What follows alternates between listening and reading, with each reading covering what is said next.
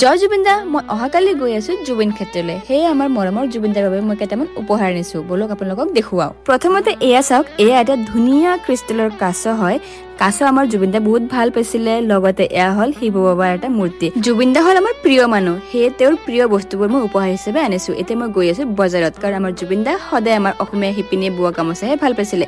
সেয়ে মই দোকান এখনত আহিছো অসমীয়া শিপিনীয়ে বোৱা গামোচা লবলৈ। মই জুবিন ক্ষেত্ৰত গৈ জুবিনদাক লগ কৰিবলৈ বহুত বেছি এক্সাইটেড হৈ আছো, কাৰণ আমি সকলোৱে জানো জুবিনদাৰ কেতিয়াও মৃত্যু হবই নোৱাৰে। তেওঁ এতিয়াও আমাৰ মাজত আছে। তেওঁ কেৱল আমাৰ জুবিন ক্ষেত্ৰৰ সেই চিতাখনত শুই আছে আৰামেৰে।